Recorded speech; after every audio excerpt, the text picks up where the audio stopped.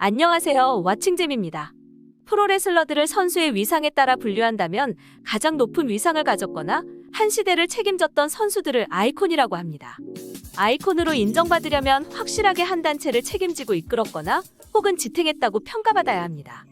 그래서 WWE뿐만 아니라 다른 단체에서도 아이콘을 꼽으라면 적은 수의 선수가 언급돼야겠죠. 하지만 레전드들 중에서는 비록 아이콘은 아니었지만 아이콘에 맞먹는 혹은 그 이상의 위상과 영향력을 지닌 프로레슬러들이 있습니다. 그런 선수들은 프로레슬링계에서 어떤 업적을 이뤘거나 후대에까지 영향력을 미치고 오랜 기간 동안 팬들에게 인정과 지지를 받으며 활동했던 선수들입니다. 그래서 오늘 영상에선 아이콘은 아니지만 높은 위상과 영향력을 지닌 거물 프로레슬러들을 다뤄보겠습니다. 마초맨 랜디 세비지.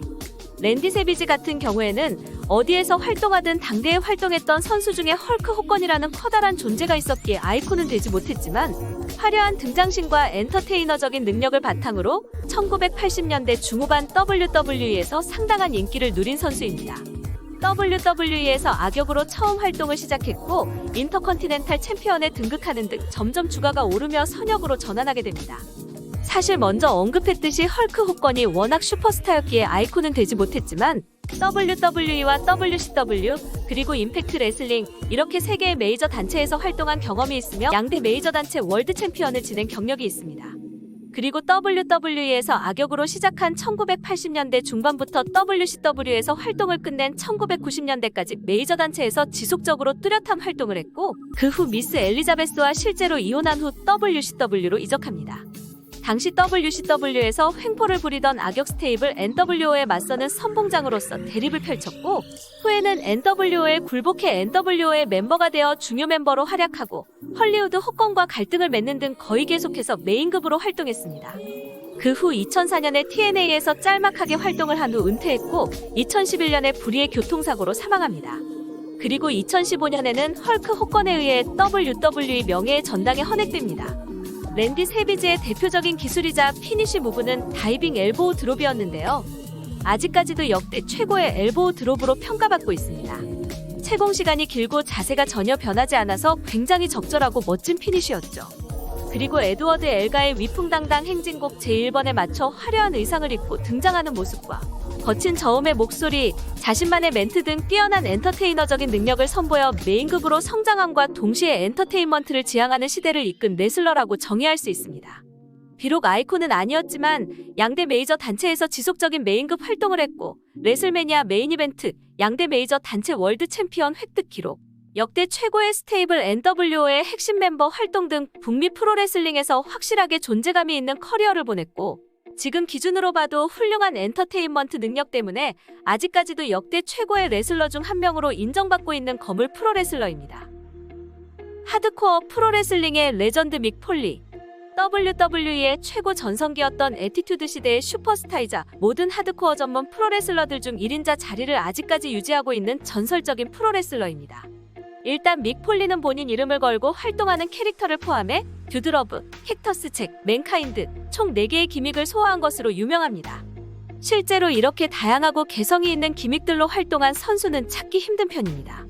물론 믹 폴리의 가장 중요한 업적은 바로 하드코어 레슬링을 메이저 단체로 끌어올린 선봉장 역할을 했다는 것입니다. 믹 폴리는 인디 단체부터 헥터스 잭이라는 기믹으로 활동하며 하드코어한 경기들을 치렀으며 일본 같은 곳에서는 가시철선 전류폭파 매치 같은 극단적인 경기까지 치른 경력이 있습니다. 믹 폴리는 앞정, 가시철선을 두른 야구방망이인 밥이라는 무기를 북미 최고의 메이저 단체였던 WWE에서 선보였으며 그로 인해 WWE에서도 제대로 된 하드코어 레슬링을 시청할 수 있었습니다. 1999년 1월 4일 WWE가 경쟁단체였던 WCW를 확실하게 눌렀던 순간을 장식한 것이 믹 폴리가 남긴 최고의 명장면이라고 말할 수 있습니다. 이때 녹화방송이었던 로우의 장면을 WCW가 무단으로 스포일러했는데요. 하지만 많은 시청자들이 스포일러를 듣고 오히려 WWE 쪽으로 채널을 돌려버렸고 WCW는 핑거포크 오브 둠이라는 최악의 흑역사만 연출해서 이에 열받은 시청자들도 WWE 쪽으로 채널을 돌리게 됐습니다.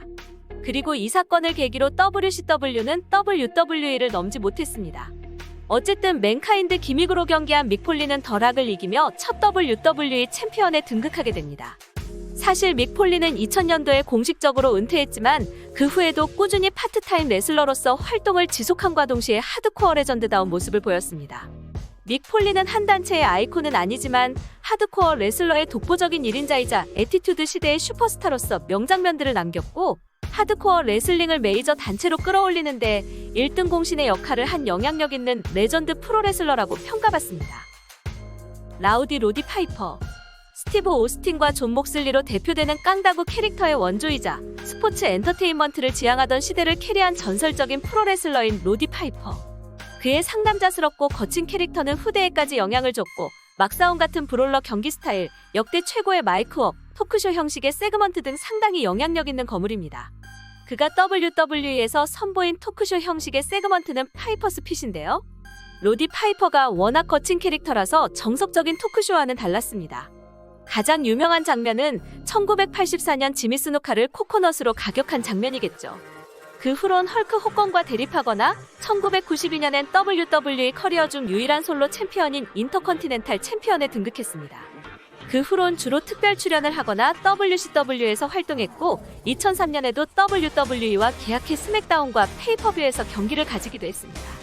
그 후로도 WWE에 계속 특별 출연하며 2006년에는 릭 플레어와 월드 태그팀 챔피언에 등극하기도 했으나 안타깝게도 2015년 만 61세의 나이로 사망했습니다. 로디 파이퍼는 선역임에도 막 나가는 안티히어로 기믹을 보여줬고 먼저 언급했듯이 이는 후대 레슬러들에게도 영향을 줬습니다.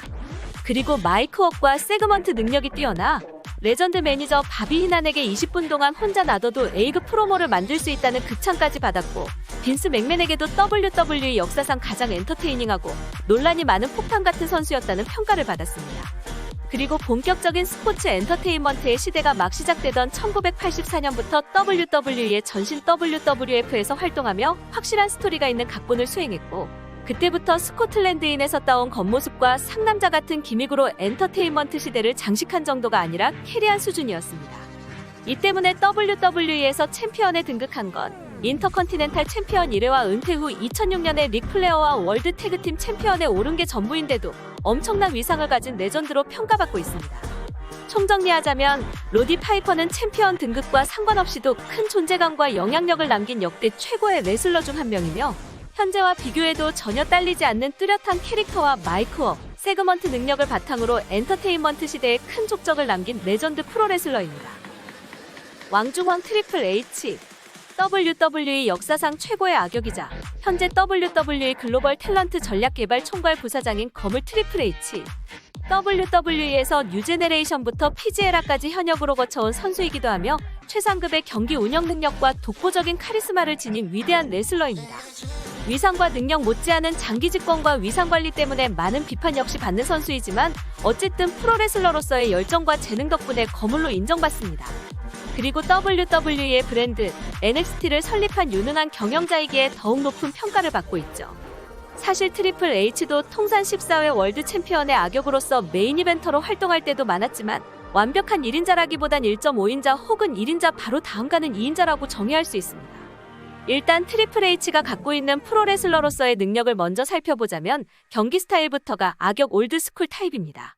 본래 릭 플레어를 존경해 그의 다리지옥 등 치사한 악역 스타일을 오마주하듯이 아주 뛰어나게 따라했으며 박진감 있는 스타일은 아니기에 호불호는 갈리지만 경기를 같이 했던 입장에서는 경기를 운영하는 능력이 정말 탁월하기에 칭찬을 아끼지 않고 보는 입장에서는 적어도 링 위에서의 스토리텔링과 악역 캐릭터를 살린다는 느낌을 받습니다. 한마디로 호불호는 갈려도 객관적으로 봤을 땐 최상급의 경기 운영 능력을 갖고 있다고 말할 수 있죠. 그리고 북미 프로레슬링에서 중요한 엔터테인먼트 능력도 최상급이라고 말할 수 있습니다. 탐욕스럽고 잔인한 악역을 소화할 때가 선역보다 훨씬 반응이 좋습니다. 악역을 해야 본인의 집요한 악역 경기 스타일도 살릴 수 있고 무엇보다 외모와 선수 고유의 카리스마와 왕중왕 캐릭터도 악역이 더 어울립니다. 그리고 DX 시절에는 까불거리는 악동 역할도 잘 수행했으며 2003년부터 2005년까지는 로우에서 스테이블 에볼루션을 결성해 로우를 지배했습니다. 트리플 H의 상징적인 요소를 얘기하라면 등장신이 빠질 수 없죠. 별다른 제스처 없이 입장에도 포스가 넘치며 물을 뿜는 퍼포먼스도 카리스마의 절정을 보여줍니다. 그의 경력도 간단하게 살펴보자면 로얄 럼블 매치 우승 2회, 그랜드슬래머, 1997년 킹 오브 더 링, 통산 14회 월드 챔피언, 레슬매니아 메인 이벤트 7회 출전 등 굉장히 화려합니다. 그리고 WWE의 최전성기였던 애티튜드 시대부터 중요한 메인 각본을 맡으며 수많은 거물 레슬러들과 대립했고 어소리티, 에볼루션, DX 등 다양한 스테이블의 핵심 인물로 활약했습니다. 그런데 이렇게 경력도 화려하고 프로레슬러로서의 능력도 최상급이어서 거물 레슬러로 인정받는데 왜 완벽한 아이콘은 되지 못했을까요? 일단 트리플 H는 선역 레슬러로서는 높은 평가를 받지 못했습니다. 선역으로 활동할 땐 악역 올드스쿨 경기 스타일도 살리지 못했고 다른 엔터테이너적인 능력도 살리지 못했습니다. 그래서 악역을 해야 어울리고 선수 고유의 능력도 살릴 수 있습니다. 하지만 트리플 H는 1인자 악역이 아닌 1인자가 되려면 반드시 거쳐야 하는 혹은 이겨야 하는 레슬러, 즉 끝판왕의 이미지를 갖고 있기 때문에 아이콘의 자리엔 오르지 못했던 것입니다. 이렇게 거물임에도 아이콘에는 오르지 못했던 트리플 H. 호불호와 비판을 제외하고 선수 그 자체로 봤을 때는 아주 뛰어난 인물이기에 그는 아이콘이 아닌 프로레슬러 중 가장 높은 위상을 가진 세계 최고의 프로레슬러라고 정의할 수 있습니다. 마지막 선수는 언더테이커입니다. WWE의 골든 제네레이션 시대부터 PG에라까지 현역으로 거쳐온 선수이자 WWE에서만 30년을 프로레슬러로서 활동한 전설 중의 전설인 언더테이커. 레슬매니아 전적 25승 2패라는 전무후무한 기록을 세웠고 단순히 거인 레슬러를 넘어 모든 레슬러들을 다 통틀어도 최고의 전설입니다. 언더테이커는 아무도 흉내조차 낼 수 없는 독보적인 기믹과 연기력, 카리스마, 역대 거인 레슬러 중 최고의 경기력으로 리빙 레전드로 인정받았는데요. 언더테이커도 확실하게 아이콘으로 인정받진 못했고 중요한 스토리 각본은 많이 맡았지만 완벽한 1인자도 되지 못했습니다. 각본상 동생이자 후배인 케인은 워낙 후배들을 위한 잡을 해줘서 케인배라는 별명이 있는데요. 케인이 워낙 잡을 많이 해주고 언더테이커보다 위상이 낮은 편이어서 그렇지 언더테이커도 후배들을 위한 잡을 많이 해주며 메인 이벤터가 되기 위해 거쳐야 할 관문 역할을 했습니다. 한마디로 트리플 H 같은 최종 보스 역할을 한 것이죠. 하지만 언더테이커도 트리플 H만큼은 아니지만 중요 각본에 투입되는 일이 많았고 선수 자체의 기량도 역대 거인 레슬러 중 최고이기 때문에 엄청난 위상을 가진 전설로 대우받았습니다. 일단 언더테이커 특유의 공포스러운 장의사 기믹은 팬들을 사로잡음과 동시에 독보적인 기믹으로 자리 잡았고 현실적인 캐릭터였던 바이커 기믹도 평가가 아주 좋은 편입니다. 1990년대 초중반의 언더테이커를 보면 젊었을 때라서 중후함보다는 호러스러움이 느껴지는 인상이었습니다. 그 덕분에 공포스러운 기믹을 더 살릴 수 있었죠. 그리고 눈을 뒤집는 퍼포먼스는 언제나 무서운 그 자체였습니다. 그 후 나이가 들면서 외모가 중후해졌고 그 덕분에 선수 자체의 카리스마가 훨씬 잘 느껴졌죠. 언더테이커가 팬들에게 지지를 얻은 건 선수 자체에 느껴지는 카리스마가 한몫했습니다. 그리고 언더테이커의 능력 중 높은 평가를 받는 또 다른 능력은 바로 경기력. 언더테이커가 처음 데뷔했을 때 플라잉 크로스라인 등 날렵한 움직임을 보여 센세이션을 일으킬 정도였습니다. 물론 나중엔 부상이 쌓여 기량이 저하되기도 했지만 명경기도 많이 만드는 등 역대 거인 레슬러 중 가장 경기력이 좋은 선수 중 한 명입니다. 게다가 먼저 언급했듯이 30년 동안 WWE에서만 꾸준히 활동을 한 점도 높이 평가받죠. 먼저 언급했듯이 후배들을 위한 스토리 각본이나 패배도 마다하지 않았습니다. 제프 하디, 랜디 오턴, 바티스타, 미스터 앤더슨 등 후배들을 위해 메인극 각본이나 챔피언십 매치가 아닌 일들도 성실하게 수행했으니 바로 전에 언급한 트리플 H와는 상당히 다른 행보를 보여준 셈입니다.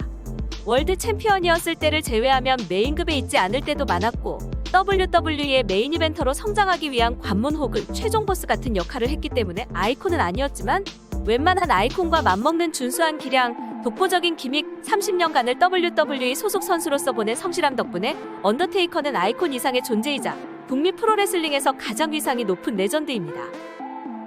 여러분은 이 영상을 보시면서 어떤 생각이 드셨나요? 영상에 나온 5명의 선수들 모두 상당한 위상을 가진 레슬러들이자 특정한 이유 때문에 아이콘은 되지 못했죠. 하지만 위대한 레슬러라는 주제를 다룰 땐 아이콘이었다는 게 반드시 중요한 게 아니라는 것을 아셨으면 좋겠습니다. 애초에 한 단체의 한 시대를 이끈 아이콘이 여러 명인 것도 아닙니다. 어쨌든 영상을 보신 여러분들이 영상에 나온 5명의 위상을 제대로 느끼셨으면 좋겠습니다.